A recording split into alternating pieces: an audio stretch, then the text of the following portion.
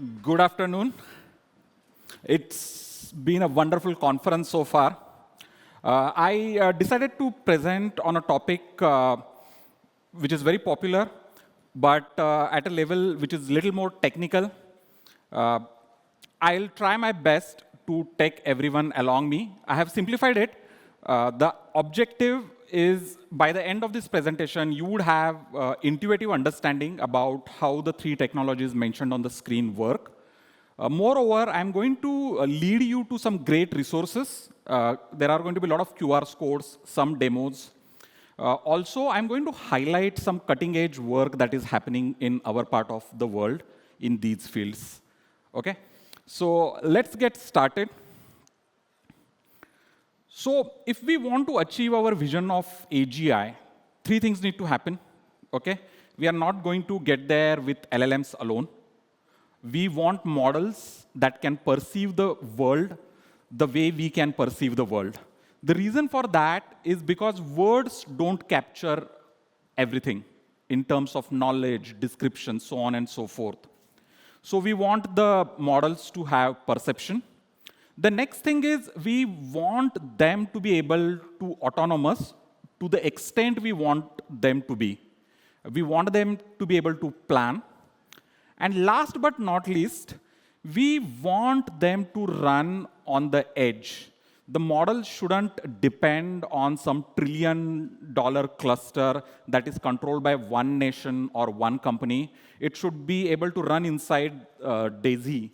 You saw Daisy in the afternoon earlier. She's very cute, but she's a bit slow. She could be much faster, and she's going to get much faster. So let us see how all these things are going to come true. So first, multimodal AI, and natively multimodal AI. So I'll explain what is the meaning of word native in this context. So Alexa, Amazon Alexa, towards the end of last year, announced this generative AI experience. So Alexa, first of all, is going to be far more expressive. She's going to be sad, happy, giggly, all those things. She's going to be able to have open-ended conversations with you. She's not going to say, I didn't understand that, or I can't do that. She will talk to you like an intelligent human being does. She is going to have very good vision as well. The features are in preview already. And all this is possible because of multimodal, or rather natively multimodal AI. There is a QR code. If you want to know more about the underlying models, please do scan that QR code. But let me move to the technology. So first of all, I want to prove to you that multimodal AI is extremely valuable.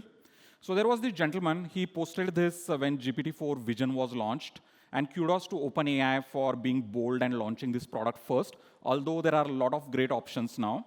So this gentleman was about to park his vehicle at a place, and in past, he ended up paying fines for parking there when it wasn't permitted.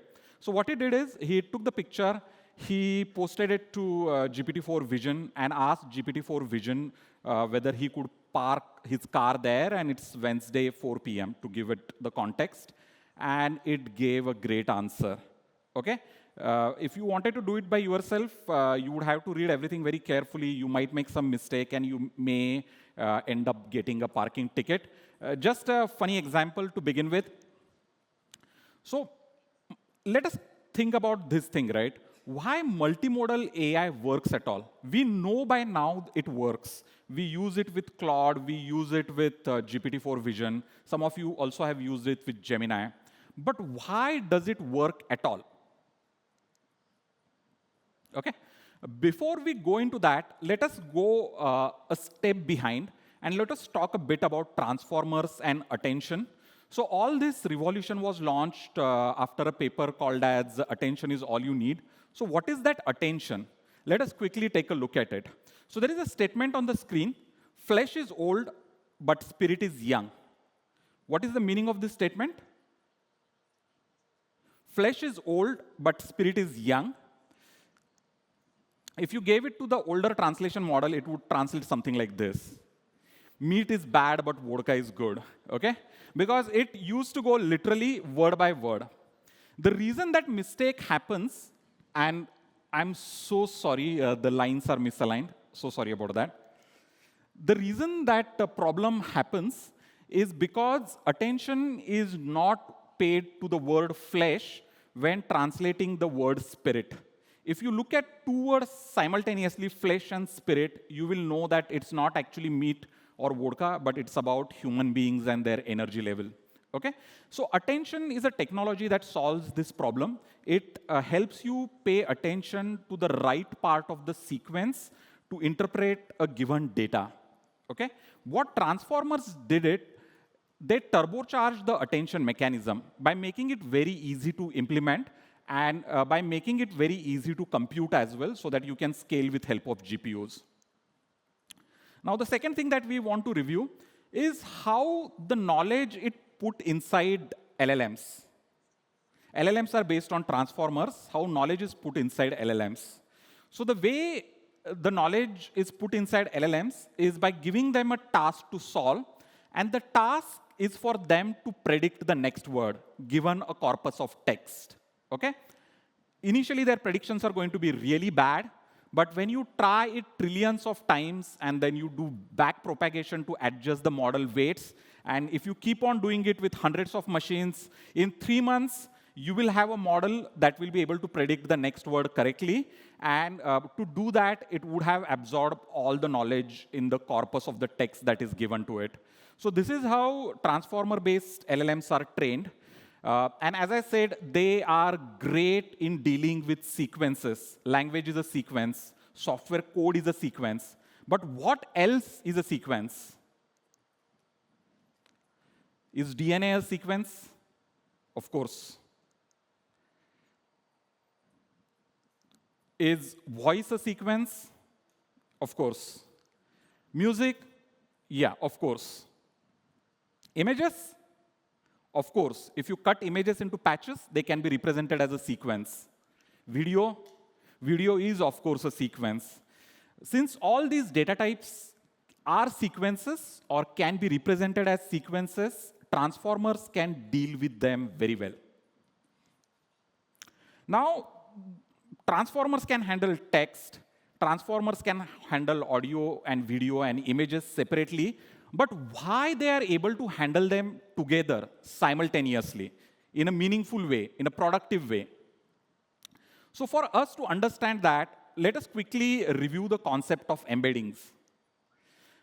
So embeddings are vector representation of data in such a way that it is meaningful. So what you are seeing on the screen is a depiction of word embeddings. In these word embeddings, you see the word man and woman are close together. The word king and queen are close together. And they have relatively the same position with respect to each other. Like the way man is related to woman, king is related to queen. Again, this is an oversimplified representation, but you get the idea that concepts are represented as vectors in a vector space, and the concepts that are similar to one another, they fall closer to one another. So this is a great trick that is there to derive meaningful representation of words. What if you have got images in the mix? Okay? So there is this approach called as multi-modal embeddings, and they can be learned in a variety of ways. We are going to see one of the ways they can be learned. But with multi-modal embeddings, different concepts in different domains that are related are represented in the exact same manner. So here I'm taking an image and a description of the same image. And if you compute the embeddings with the multimodal model for those two inputs, and if it's a properly trained model, their representations will fall very close to one another. Okay? So here, concepts from two domains, one is image and second is text, they are represented in a very similar way in that embedding space. Okay? Now the problem is, you have got LLMs that are primarily trained with text, and then you have got models like vision transformers that are primarily trained with visual data. How do you align those two together? Okay? So the way you align those two together is you take LLM, okay? Then you take a vision encoder, okay? And they are going to represent similar concepts differently in the beginning because they have been trained independently, okay? So of course, they are going to represent the concepts differently. So what you do is you add another layer in between, okay? So it's called as projection layer, and that's probably the most important layer. And if you train enough, the vision encoder output at the end of the projection layer will end up matching the other input that is there to the model. So this projection layer is the one that makes sure that the concepts align properly with one another in visual space and in text space. And the same concept extends to audio, video, so on and so forth. Again, I'm going too fast, I know that. So what I have done, I have put QR codes for additional reading materials. If you have interest, please get those links from the QR code. So what I want to tell you is multimodal models is not a rocket science. A lot of university students have been able to build great multimodal models. Okay? Now, why it works at all? Why the alignment between vision and text words works at all, okay? So first of all, as I said, both can be represented as sequence data, okay? And we keep on training the projection layer that we saw until and unless the representations match, okay? And that requires humongous compute, okay? So we know a problem can be solved, but the problem solution takes humongous compute. What has happened in last 5 years, the compute has grown so rapidly. We have enough compute now to almost train any kind of model or any size of model. So there is this Archimedes saying, right, give me a lever long enough and a fulcrum on which to place it, and I shall move the world. Okay? And this is not a joke. It is possible. You can move the Mars or planet of the size Mars if you have got long enough lever and a fulcrum to place on it. It's basic physics. You will have to push it down a lot slowly, but it will end up happening. The equivalent of it in deep learning or AI is that every problem is solvable, given enough data and given enough compute. There is literally nothing that is not solvable. Okay. Now let us check how good these models are. And now I'm taking an open source example because here the theme is decentralized AI, which I greatly subscribe to. We don't want technology that is only available with certain providers. So we want our vision language model, which understands vision as well as language, to describe what is odd about this image. Okay? So let us see how well it does. Again, you can access this demo by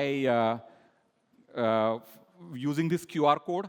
The problem is, if everyone is going to access it simultaneously, it's probably going to crash. But yeah, you can play with this demo yourself, upload any image, and ask the model to explain the image or ask any random questions about the image. And in most cases, it will work very well. Okay? This is based on this model called as Lava, which is currently at version 1.6. So the description of image goes like this. What is unusual about this image? The image shows a person ironing clothes on an ironing board that is placed on the back of a moving vehicle, specifically a yellow taxi. This is an unusual and unsafe situation because ironing clothes in such a location is not only impractical, but also poses significant risk to the person doing the ironing. The person is exposed to the elements, the risk of falling, the potential of accidents due to vehicles movement, etc., etc., etc. Okay? So this model works really well, and it's an open source model. But not all is well. While these models also work, they do have a lot of limitations. And the limitations are studied with help of challenging data sets like Blink. So all these data sets are coming to stress test these models. And the more we have these capable models, we are ending up realizing how much more capable human vision is. What is difficult for models is pretty easy for us. Okay? I want to also highlight some work being done by some companies in Singapore. So this is a robot by Kabam Robotics. Again, you can access QR code to learn about their use case and case study. So they are using these models to provide visual understanding to their robots. It runs on SageMaker in Amazon Cloud, but it could be run, of course, anywhere else as well. So if you have interest, please go read this. Now, we talked about vision, we talked about language. What about audio? What about video? So the way you provide LLMs understanding about audio and video is exactly the same. Again, you need to have enough data and enough compute, and you will be able to train LLMs that understand audio, video in addition to images. Again, this is a great paper by a research team at NUS. QR code is there if you want to know more about it. They explain very nicely how they managed to build an any-to-any LLM. Okay, so not just it understands images and text, but it can also generate them. It can generate audio, video, etc., etc. Pretty cool. Okay. Next topic is autonomous agents. Are you familiar with this image? Okay. So this is an image from Stanford paper. So this is the game, The Sims. In Sims, there is a character that is controlled by the player, and that character interacts with all other characters that are not controlled by you. And these characters have got motivations, personality. Somebody is a woman, somebody is a man, whatever. Somebody is a boss, somebody runs a shop, so on and so forth. What they did is, rather than only one character being controlled by human, they decided to have all the characters as programmable. And every character was associated with a LLM-based agent, with objectives, with memory, and with reflective thinking. And they let this simulation run. At the end of the simulation run, they figured out that a lot of realistic interactions had emerged. So people or characters in this simulation were planning Valentine's Day parties. People were inviting each other, so on and so forth. So this paper launched like 700 other papers, and this popularized the concept of autonomous agents. But the problem is they don't actually work as well as we would like them to work. Okay? So when I was a kid, I used to love Superman, and it was a really sad day for me when I realized Superman is not real. Okay? If you are sold on to the potential of AGI with the current direction of technology, just read these papers, you will cry. Okay? LLMs are very disappointing when it comes to planning. But that said, if you are realistic, if you augment LLMs with other technologies, they can do pretty good planning. So please follow this gentleman on Twitter. He's a leading scientist who studies the limitations of LLMs with respect to planning. And he is figuring out ways to, make them overcome the challenges. Now, let us see, even if LLMs can do only rudimentary planning, even if it is not that great, right? It is still powerful. And I want to show you. All of you know this app, Perplexity. Okay, and if you're not using this, you are missing something great. So please do download this app and try it out. So Perplexity is great because it helps you get answers in a very intelligent manner. So I had this question. I wanted to buy Apple Vision Pro, and I had 3 friends simultaneously in the US in 3 different cities. I wanted to figure out which city I should buy it so that I pay least amount of tax and I save some money. And I had to think about it because this device costs like $3,500, right? If you want battery straps, it goes like $4,500. So even like 2%, 3% saving of tax is humongous saving, right? So yeah, I wanted to ask it. I asked the question to Google, threw 20 links at me. I asked it to Perplexity. What Perplexity did is it broke this question down into simpler questions. First, figure out what is the base price of Vision Pro. Second, figure out what is the tax rate in Seattle, San Francisco, and New York, because those are the 3 cities of my interest, and then compute the final price. Okay? It gave me this great answer, okay? And it showed me that Apple Vision Pro is the most expensive in Seattle at $3,866. And in San Francisco, it's the cheapest at $3,800. Okay? So here, Perplexity acted as my agent. It broke my complex question into simpler questions, and it got me answers. So the point I'm trying to make is LLMs are really bad at planning, but whatever planning abilities they have, if they are fine-tuned and augmented with knowledge, they can do phenomenal tasks. There is this team at Singapore, Autocode Rover. Again, scan the QR code. Have you heard of Devin? So Devin is an autonomous software agent. So if you give it a problem statement or a bug, it solves it for you. Devin got a lot of publicity on Twitter. Within a week, Devin was announced. These people published from Singapore their paper and open source GitHub repository. And you know what? They beat Devin. Okay? So please do reach out to them if you have interest in their research work. I'm very proud to highlight work from Singapore. I'm also very proud to highlight work that is happening at Amazon. So Amazon also has developed software development agents which are autonomous. They're not perfect, but they solve great many problems on their own. And even if they only work partially, whatever they do, it saves you a lot of money and time. So right now, Amazon is the leader on this leaderboard. Tomorrow, there will be somebody else.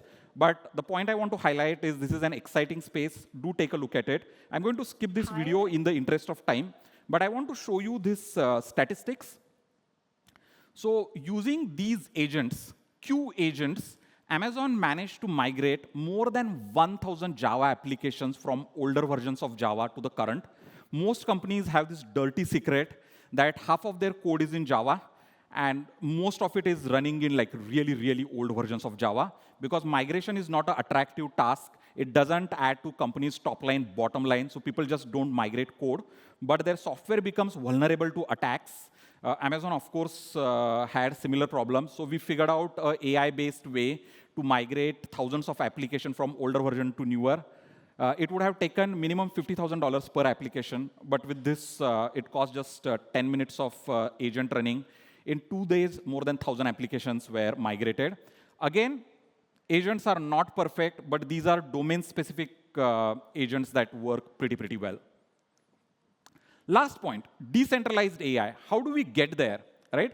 Somebody had a podcast yesterday, $1 trillion data center, $200 billion power plant, and so on and so forth, right? How do people in Singapore and Indonesia and Thailand and Vietnam have access to best-in-class model? And also how these nations maintain their national sovereignty, right? How is it possible? With edge AI, okay? So this is a big llama. I'm a badass llama, Llama 270B. This is the new llama, the smaller llama, Llama 3 8B. Which one is better, do you know? In terms of abilities, which one is better? So Llama 3 was launched just a couple of months back. Llama 2 was launched last year. And you know what? This Llama 3, which is so tiny, is better than Llama 3, which is so tiny, is better than Llama 2, which is 10 times bigger. Okay? So here are the statistics. I'm sorry. Here are the statistics, Llama 3 8B versus Llama 2 70B. You can see the numbers. If you want to read more about this, please again scan this QR code. How did this happen? Why a smaller model ended up being more capable than the larger model? Okay? So what happened was Meta, they violated the scaling law. Okay? So in past, the assumption was 8 billion parameter model can only be able to absorb a small amount of knowledge through smaller data set. They trained it with a larger data set anyway for a really, really long time. Okay? And it worked.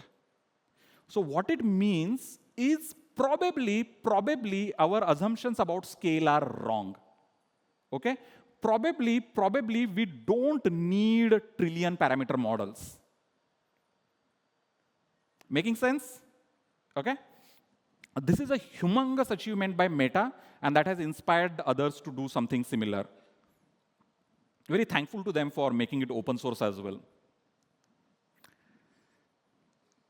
So here is a visual comparison. So the 70B model was trained with 2 trillion tokens. They trained the latest version with 15 trillion tokens. And the model is actually much smaller. Sorry. OK.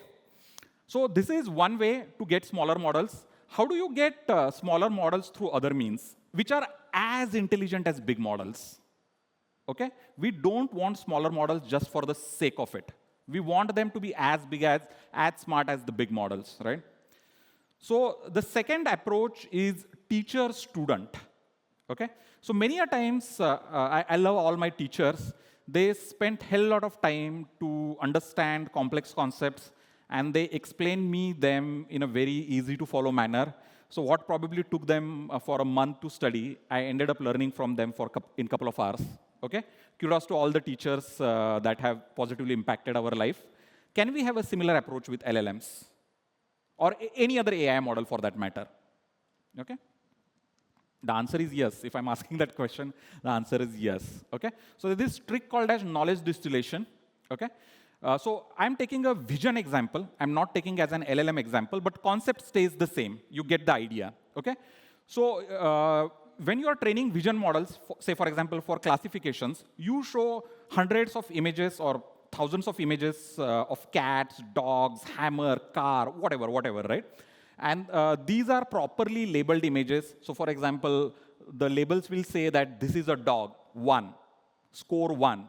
This is definitely not a horse, definitely not a cat, definitely not a stuffed toy, so on and so forth. Okay? So this is the training data set. You train a large model with this kind of a data set. And what large model figures out is this is definitely not a horse, cat, snake. This is quite possibly a dog. But it is also likely to be a stuffed toy. Does that make sense? Okay? The model figured out additional details about the data set. Okay? It didn't stick to what was provided to it by the model builder. So model now knows more characteristics about the data. Can it pass down this knowledge to smaller models? The answer is yes. So the smaller model is trained to match the output of the larger model. Many a times, these smaller models are as small as 10% of the larger model, and they tend to have all the same knowledge. Again, for LLMs, it is done a bit differently. These are great papers. Take a picture of it. I'll share it on my LinkedIn later. OK, so I'm out of my time. I want to leave you with these 3 conclusions. In 2024 and across 2024, we are going to see a lot of progress in multimodal AI. And that is mainly going to happen because of the new data sets that are being published. Secondly, as of today, agents are not perfect, but they are pretty damn useful. And people are working to augment them with external tools to become more useful. And last but not least, the models that you will be using every day that need not be running in trillion-dollar data centers. Most likely, they will be running inside your cars, inside your robots, so on and so forth.